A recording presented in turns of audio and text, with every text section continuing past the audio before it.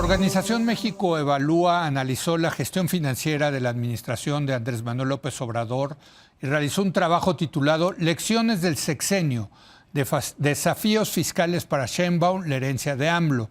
Para platicarlo de lo que descubrieron en esta investigación y los enormes retos que representa para este gobierno, saludo a Mariana Campos.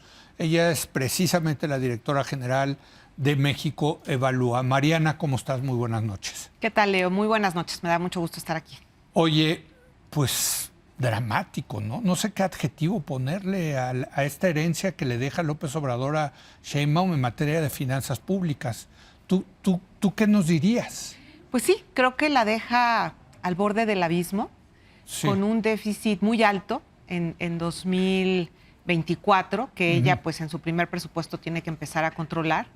Y me parece que no solamente no se cumple la promesa de no endeudarse más, sino que además fue una deuda de un tamaño muy similar al del sexenio pasado y del antepasado. Es decir, no hubo una diferencia después de que se habló mucho de este tema, ¿no? De cómo se endeudó Peña o Calderón. Bueno, pues es muy similar en puntos del PIB esa deuda, pero fue una deuda más cara porque subieron las tasas de interés. Correcto. Y además fue una deuda que no se invirtió en inversión.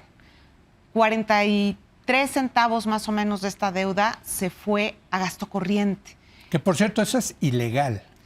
Es correcto porque además... Hay una ley que lo prohíbe, o sea, que dice te puedes endeudar, pero para inversión, ¿no? Correcto. Es el artículo 73 de la Constitución. Bueno, nada menos y nada más. Así es. Entonces, porque uno puede tender a creer que el gobierno puede financiar la brecha de ingresos y gastos, pero no es así. Sí. Es solamente para inversión. Y esto tiene que ver también, Leo, con que a pesar de que hubo un gran esfuerzo por mejorar la cobranza de los impuestos, que tú sabes que fue una de las banderas del expresidente, que por cierto sí logró un récord muy importante de la recaudación secundaria. Creció 308%, o sea, pasó de ser algo de 250,000 millones de pesos a ser algo de 1 billón de pesos. Realmente es un gran esfuerzo. Y sin reforma fiscal, ¿no? Y sin reforma fiscal. Sí. Sin embargo, esto se vio opacado porque la recaudación primaria, es decir, la que llega solita por la actividad económica, fue débil. Y además el gobierno federal renunció a muchos ingresos petroleros por cederle a Pemex, Duc en su momento, por además... pues básicamente, pues casi cederle todo el DUC. Entonces, el DUC es el derecho único de utilidad compartida, que acaba de ser reformado, ¿no? Sí. Ahora ya se oficializó que va a ser un derecho bastante bajo. Que antes me decía un exdirector general de finanzas de Pemex que antes llegaba al 90% el derecho de lo que le tenían que dar al gobierno, y ahora es el 30%, ¿no? Ahora es el 30% y... hay que decir que... De los barriles que extrae, digamos.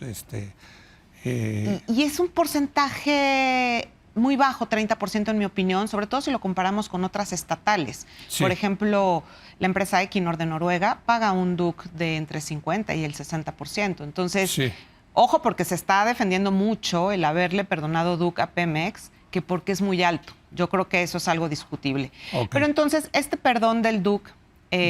ocasionó que el gobierno federal tuviera un desplome tremendo en la cantidad de ingresos petroleros. Entonces, ya en el agregado, el crecimiento de los ingresos fue muy pobre.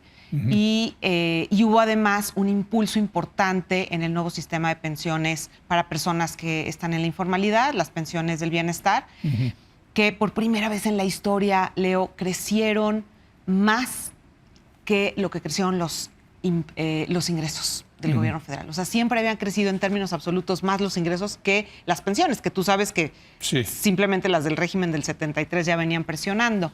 Entonces, pues lamentablemente no destacó este esfuerzo tan grande que se hizo a través del SAT y fue un crecimiento de ingresos pues bastante bajo, de un solo dígito, comparado con, incluso nos fuimos atrás hasta el sexenio de Salinas, en donde pues en todos los sexenios se ha crecido con 2 dígitos. Ahora, el año pasado, si no mal recuerdo, el déficit en saldos de requerimientos financieros del sector público va a estar llegando a 6, o sea, 5.7, creo que... El año pasado 6. 6. Sí.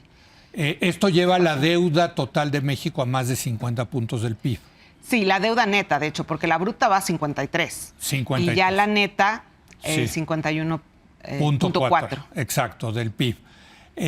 Es la más alta que hemos tenido, creo que en los últimos 20 años. Dime si no. Sí, correcto. Sí. Pero sigue siendo baja con respecto a otras naciones, ¿no? El endeudamiento. Así es. Y esto también tiene que ver con que México pues tiene una recaudación tributaria muy baja. También, claro. Entonces, pues yo creo que sí. Tenemos que comparar de manera, más integral para poder decir algo, ¿no? Por ejemplo, Brasil pues tiene una deuda mucho más alta, pero también recauda el doble de la economía que México, ¿no? Más de 30 puntos del PIB. 32 puntos del PIB y México está como en 16, 17. De hecho, estamos como unos 6, 7 puntos abajo de América Latina, ¿no? Entonces... Ahora, el reto es enorme, Mariana, de lo que le deja López Obrador a Claudia en las cuentas públicas, pero ¿qué puede hacer? O sea...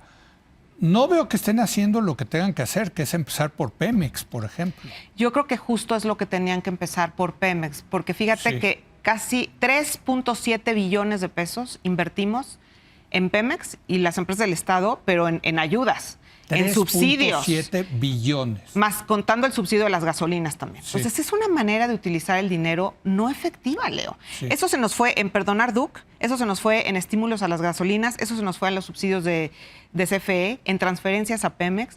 ¿Y a cambio de qué? Imagínate que con 3.7 billones lo que se pudo haber hecho en un sexenio. Entonces yo creo que repensar lo de Pemex era el punto número 1 y no está pasando de la manera que quisiéramos, porque sí se requiere otro panorama en el sector energético. O sea, no solamente Pemex, es un panorama distinto en el sector. Pemex está dejando de producir petróleo, que es la pechuga del negocio, ¿no?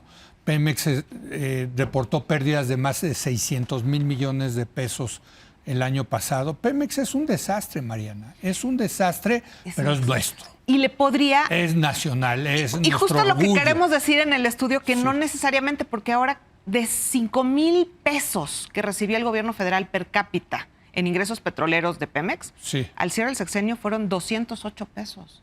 O sea, se extinguió.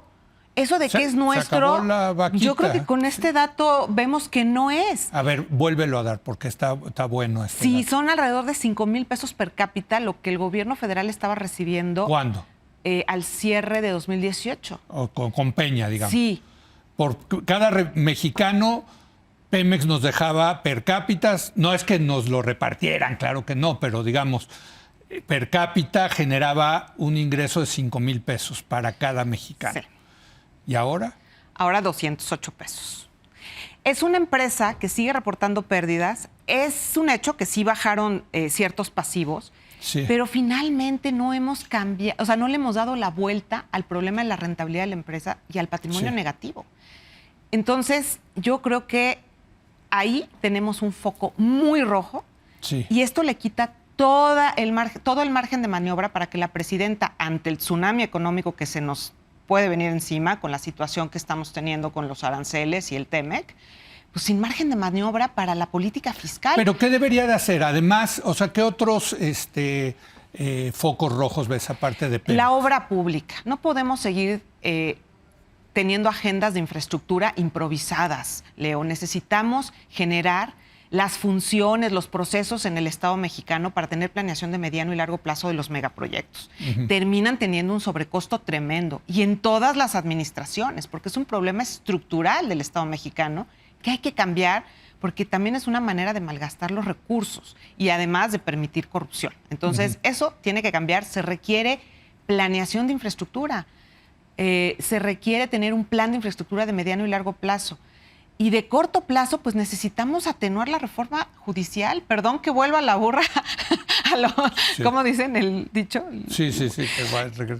La burra al trigo. La burra al trigo, Leo, lo repito en todos lados, porque sí creo que necesitamos generar certezas. O sea, Estados Unidos nos está quitando certezas súper importantes para la economía mexicana. Y el gobierno no puede actuar en ese mismo sentido, sino todo lo contrario.